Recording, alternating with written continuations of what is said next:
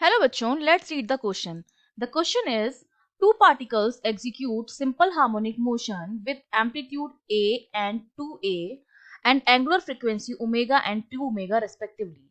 At t equals to 0, they start with some initial phase difference.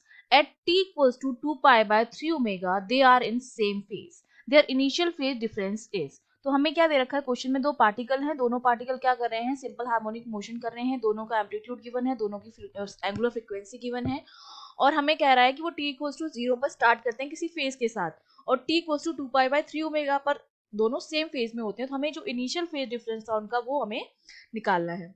तो देखिए, जब हम की कॉन्सेप्ट की बात करेंगे तो की कॉन्सेप्ट में हमें एक चीज पता है कि जब हम सिंपल हार्मोनिक मोशन की बात करते हैं, जो कि एक पीरियोडिक मोशन होता है जो मीन पोजीशन और एक्सट्रीम एंड्स के बीच में होता है, ठीक है।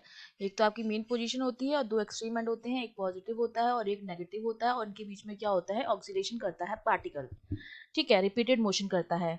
अब सिंपल हार्मोनिक मोशन की जो डिस्प्लेसमेंट की इक्वेशन होती है वो हम किस तरह से देते हैं, that is given by x equals to, अगर मीन पोजीशन से स्टार्ट कर रहा है तो वो हम किस तरह से देते हैं, a sine omega t plus five, इस तरह से देते हैं, ठीक है।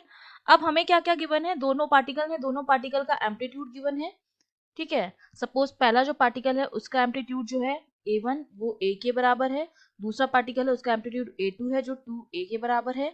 सिमिलरली जो ओमेगा 1 है वो ओमेगा के बराबर है, ओमेगा 2 जो है वो 2 ओमेगा के बराबर है।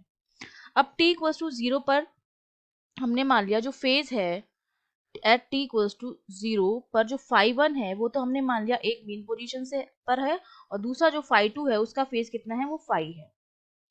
और दूसरा जो दे रखा है कि जब हम बात कर रहे हैं 2 पाई बाय 3 ओमेगा की, तब हमारा फाई 1 की जो वैल्यू है वो थीटा है। हमने मान लिया कि जब टाइम जो है वो t equals to 2 pi by 3 omega के बराबर है, 2 पाई बाय 3 ओमेगा के बराबर है, उस टाइम पर हमारा जो फाई 1 है, पहले तो 0 था, अब वो समथिंग फाई है, ठीक है, ये हमने मान लिया है। अब हम इक्वेशन लिखेंगे दोनों पार्टिकल्स के लिए, पहले पार्टिकल के लिए भी और दूसरे पार्टिकल के लिए भी। सपोज ये जो इक्वेशन है x1 है, तो यहाँ पर हो जाएगा एम्पलीट्यूड a था, साइन हो जाएगा omega 2 omega t plus five हो जाएगा, ठीक है। और फाइव जो है वो इनिशियली क्या था, फाइव 1 0 था, तो ये इक्वेशन हमारी क्या बन जाएगी, x1 वाली equation a sine omega T. अब जब x2 इक्वेशन की बात करेंगे तो एम्पलीट्यूड जो था डबल था 2a साइन ओमेगा 2 भी 2 ओमेगा टी हो जाएगा, और फेज जो था वो क्या फेज हो जाएगा, 0 था, उस कंडीशन t इक्वल्स टू 0 पर फेज जो था 0 था, तो ये इतना बन जाएगा आपके पास। लेकिन जब हम बात करते हैं, ये तो t इक्वल्स टू 0 पर हमने बना दी इक्वेशन अपनी। अब t इक्वल्स टू जब हमारा टाइम जो है वो 2 पाई बाई 3 ओमेगा है, तब हमारी जो इक्वेशन होगी वो क्या होगी, उस कंडीशन में दोनों सेम फेज में है, दोनों का फेज जो है वो क्या है, सेम है। मतलब मेरा जो साइन ओमेगा टी है वो साइन 2 ओमेगा, यहाँ पर प्लस फाइव भी आएगा ना, हमने फाइव यहाँ पर माना था ना, फाइव 2 की जो वैल्यू है प्लस फाइव, तो ये वाला जो ये जो वैल्यू है इस वैल्यू के साथ क्या होती है, सेम होती है। जब टाइम इतना होता है they are in same phase, तो फेज को हम क्या कर देंगे, सेम कर देंगे, तो ये क्या हो जाएगा, sine 2 omega t plus five हो जाएगा। अब ओमेगा के हम वैल्यू पुट कर देते हैं, ओमेगा हमें पता है क्या होता है, 2 पाई बाय टी होता है।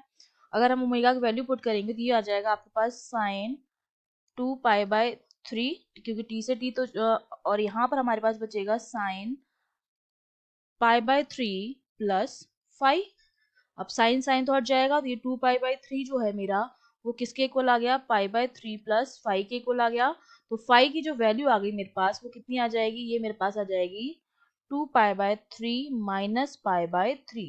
इसको सॉल्व करेंगे तो ये हमारे पास कितना आ गया, पाई बाय 3 आ गया। मतलब इनिशियली उन दोनों के बीच में जो फेज था, इनिशियल जो फेज था वो कितना था हमारा, पाई बाय 3 था। Let's check the option, option A which is pi by 3 is correct. Okay, I hope you understood well. All the best.